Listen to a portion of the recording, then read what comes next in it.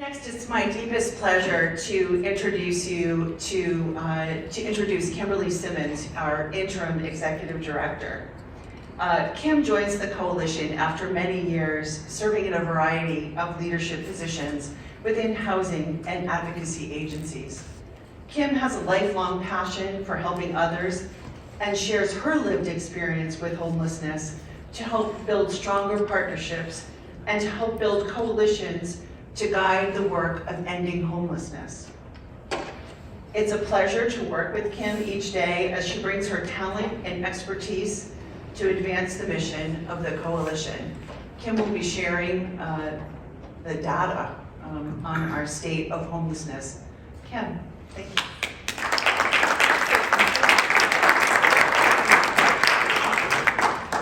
Good evening. Thank you so much. One of you coming to listen, to participate, to think about ways in which you can participate in this journey as well. And I also just want another shout out to Integra for being our hero sponsor for this event. We really appreciate that. Those of us in the business of providing shelter all know that we face a challenging future.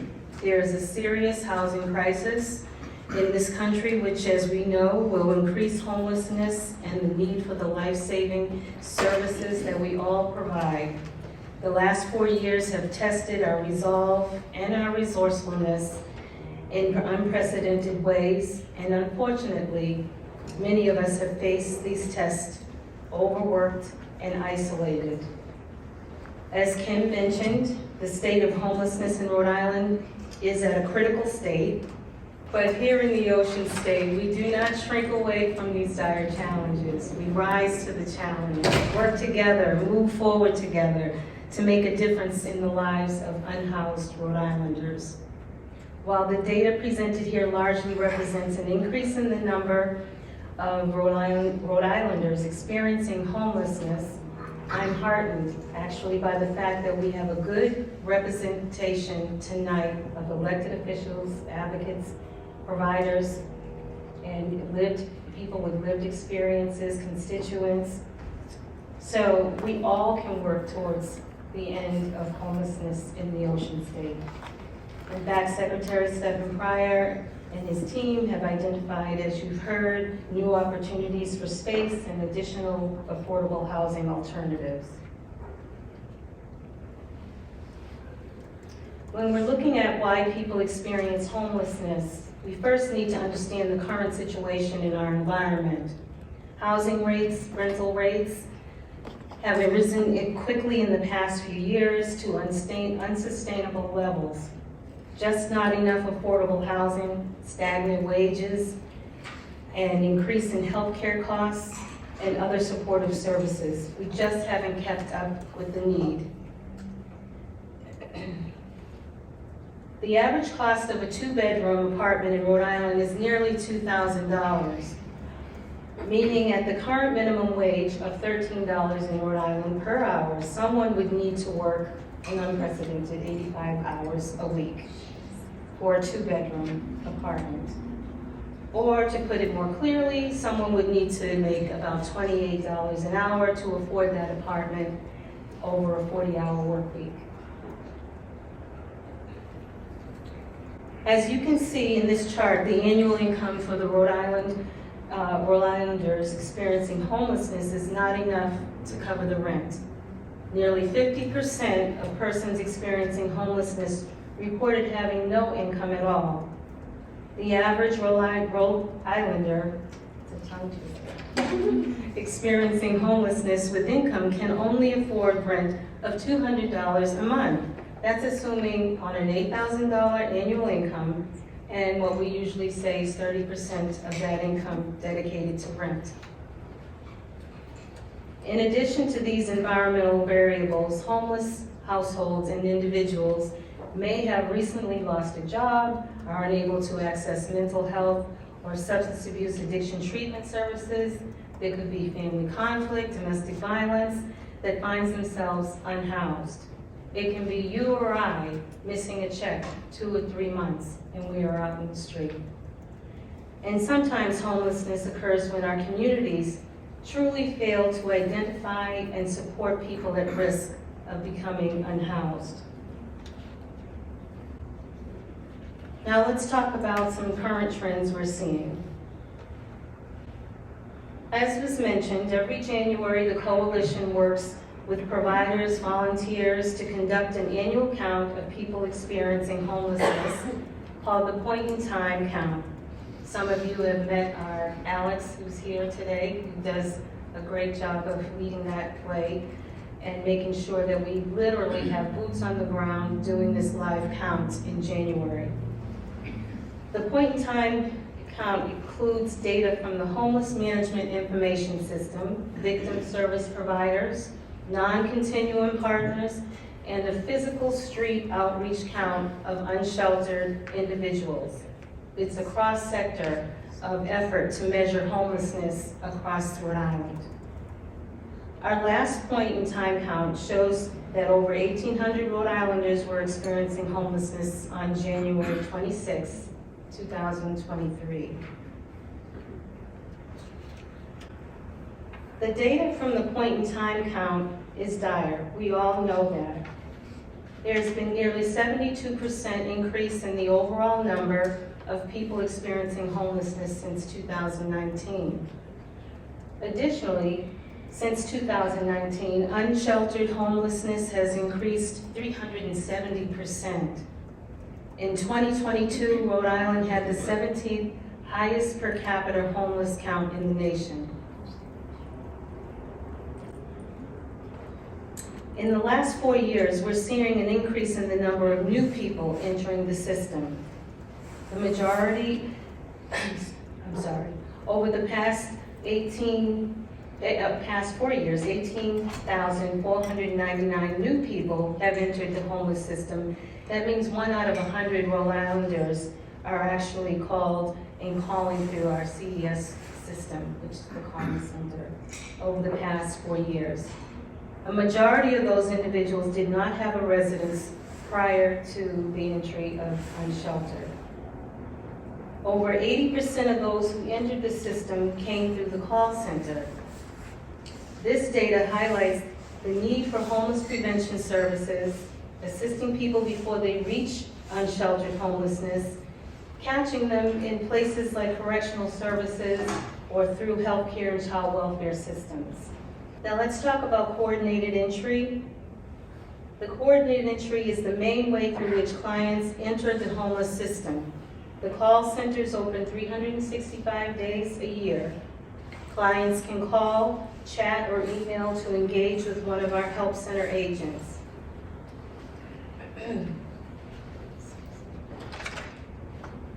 Clients are assessed and then placed on the community shelter queue or placed in the shelter. They are then referred to permanent supportive housing, in which housing assistance, that may be long-term rental assistance, support, along with supportive services to assist households with at least one member with a disability in achieving housing stability.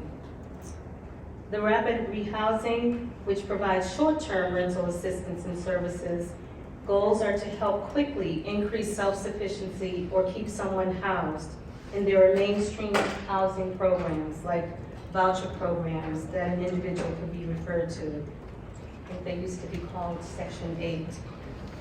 This number here is how many calls that we've actually fielded through the call center. Almost 12,000 calls from 2,286 unique callers just in September of this year. Now here is who is currently in the shelter queue. The shelter queue is a dynamic wait list populated by individuals and families awaiting shelter placement. So towards the end of October, there were 726 persons waiting in the queue, including 65 households with children and 104 households without children and 314 single adults.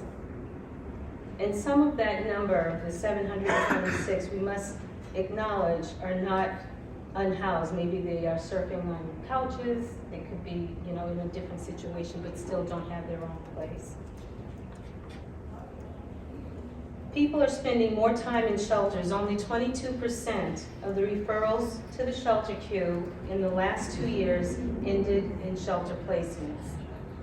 The average time on the shelter queue to the shelter referral is 14 days, although there are many cases where the wait is much longer. Meanwhile, the average time from the shelter referral to shelter placement was a little over a day, meaning beds are just not staying open very long. People stay there. That is problematic when you have 726 unsheltered people are seeking shelter, but there are only an average of 7 shelter openings per day. The average of 7 shelter bed openings does not take into account the new beds coming online that Hannah had recently mentioned, and we're thankful to them for the many opportunities that will be coming online as of this winter. And we thank Governor McKee for his efforts to also help in this. Now, let's take a deeper dive into the shelter bed inventory over the past 4 years. There is some good news. Total beds over time have certainly risen, thanks in large part to the efforts of the McKee administration and the newly created Department of Housing, but not enough to meet the demand. It's important to note that only 31% of people are leaving shelter to a permanent or temporary destination within the last fiscal year, while 50% of people are leaving shelter to an unsheltered or unknown destination. We lose track of them, people may pass away or they go to family, a number of things.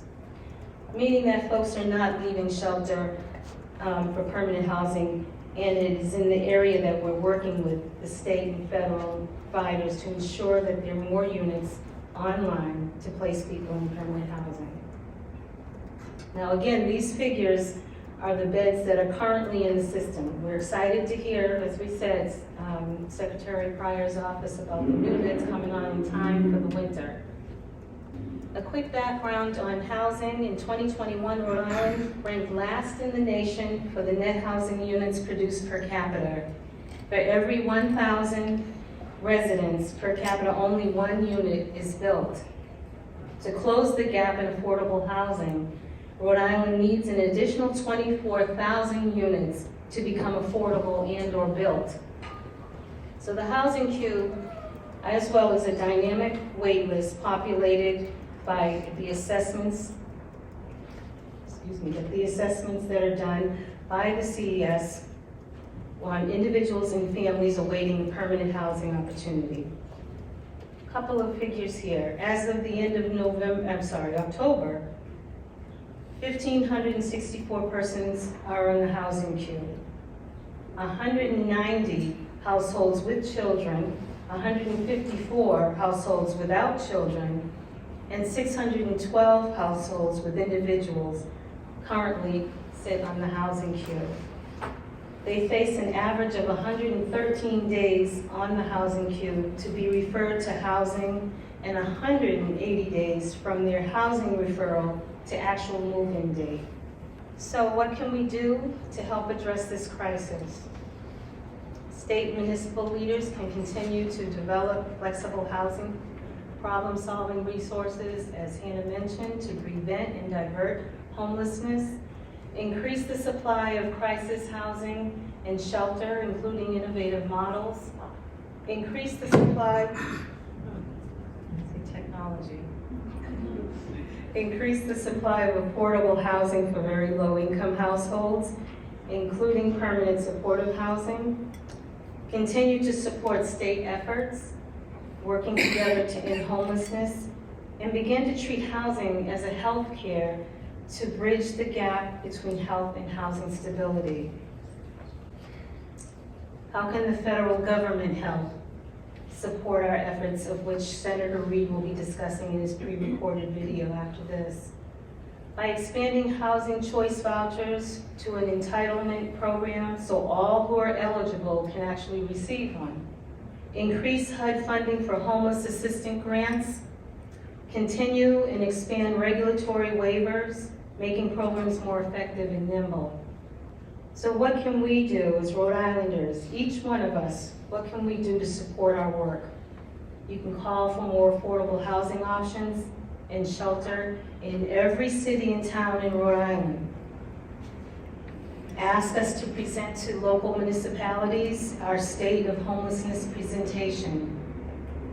Volunteer with local providers to help our unhoused neighbors, support our legislative agenda, participate and volunteer in the point of count in January.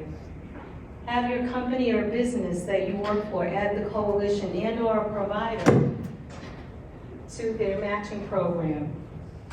Support the faith community in their efforts to impact homelessness. Work with local universities to assist in research, data collection, and confirming best practices. Even making clothing donations, especially socks, to our local shelters. I know there are several of people here who do this all the time, and it's a blessing. Sign up for the coalition newsletter to stay on top of the legislative process, where you might be able to take action by calling your representative or your senator. Educate your leaders about the need. Become aware of how you treat that person who's likely to be someone's mother, brother, sister, grandparent, or a past neighbor, and came across unfortunate circumstances and now are unhoused. And lastly, respond to legislative alerts. There will be plenty in the days and months to come, and we look forward to that process. So this is a good segue to our 2024 legislative agenda. We're in the process of developing our 2024 legislative priorities. I hope you had the opportunity to complete the recently distributed survey of priorities. We have requested members of the coalition, stakeholders, providers, state officials. Others of you have seen the survey, and we finally just finished that. And we're asking that you be patient and understand that there are a lot of priorities, but we need to facilitate those that are going to be most amenable to those that need to pass them along. So we hope that we'll be able to have some success in that process. I want to thank you all for being here again, and thank you for being a part of this team. It's going to take everyone, corporations, businesses, faith community, providers. These are some of the people that do a lot of the hard work here, but we need to broaden our arms a bit and develop everybody in the community to have a say and also to have something to do with what we are going to do to end homelessness. If you want more information, please use this QR code on the back here.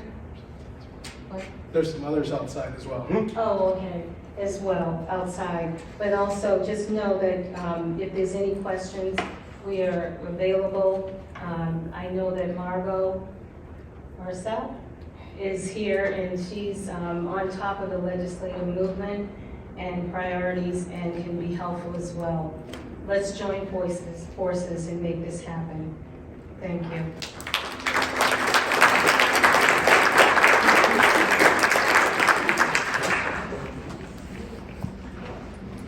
As a senior member of the Appropriations Subcommittee on Transportation, Housing, and Urban Development, Senator Jack Reed has been a champion for unhoused Rhode Islanders.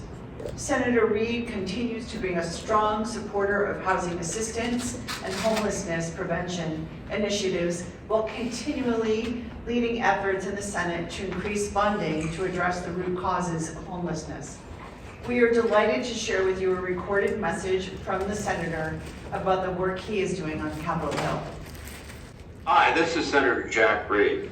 I want to thank Kimberly Simmons and the Rhode Island Coalition to End Homelessness for the vital work you do for our state. I know Rhode Island's advocates are working hard on the front lines every day to address our state's growing homelessness crisis. The numbers are stark. Over the last 4 years, Rhode Island has experienced a 71% increase in homelessness and a 370% increase in unsheltered homelessness. We need to do more. As a senior member of the Senate Appropriations Committee and the Senate Banking, Housing, and Urban Affairs Committee, I am working hard to secure more funding to support efforts on the ground. Last spring, I was pleased to help the state secure $11.5 million in continuum of care funding to provide housing and supportive services for more struggling Rhode Islanders.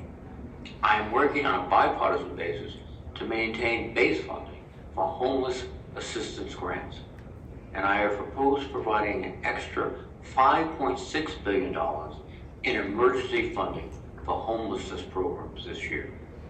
Together with Senator Susan Collins, I have also introduced bipartisan legislation to permanently authorize the U.S. Interagency Council on Homelessness, which has been invaluable in coordinating federal, state, and local efforts to address homelessness. We will only solve this crisis by mixing continued collaboration between state, local, and federal elected officials and advocates with innovative solutions and greater funding. I am committed to working with each of you to make this a reality. Thank you. Sobering evening, but lots of optimism and cause for hope. I want to thank you all for coming this evening. I want to thank Bayberry Gardens for helping us with delicious beverages this evening, and for More Than a Meal for coordinating, providing some delicious hors d'oeuvres. Please join us for more, and have a wonderful evening. Thank you very much.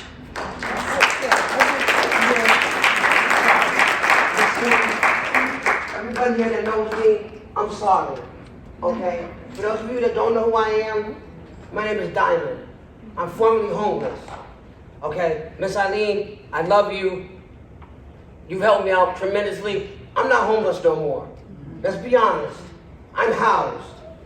But tonight, while we're all sitting here, doing God's work, doing and having this wonderful food right now, we can look right out this window right here, and that's called Jeepers Creepers.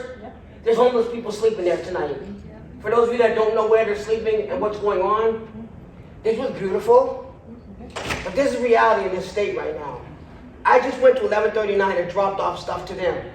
For those of you that know, that's one of the shelters that we're doing now, the open door shelters. I'm saying because I'm not scared to speak on what I need. I need help with these people. I'm one of the outreachers that's out here by myself doing this. I have a whole room open right now. I'm waiting for coach to come, sleeping bags to come, tents to come. You want help? Each one of us in here. If you see somebody that's homeless on the side of the road, give them a hand warmer. Give them a cup of coffee. Like for real, this is not a game. I got a 70-year-old lady staying in a shelter that could die tonight. And we're sitting here having a grand old time like this is beautiful. This is not you guys' life, so you guys really don't get it. This is my life. I live this on a day-to-day basis. I've just come out of the hospital respiratory. And I'm still fighting for somebody else because I can't fight for me. Because we still have these good old meetings here for people. I'm sitting out near one of them saying, wait, where's Sarah? She went a few people in Kayla.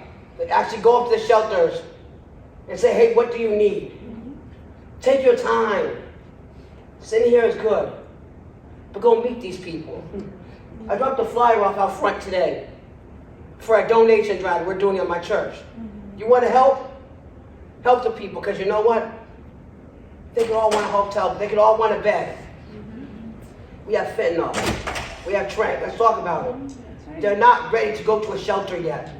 So if they're not ready to go to a shelter, at least let's give them a sleeping bag and a tent. And we can provide services like that. Don't just subject one because one's not going to do it. Because I was an addict that didn't do it. Are you asking anybody in the state of Rhode Island right now who I am? Ask anybody in this room who I am. I don't listen. I don't pay attention. And I believe in what's right.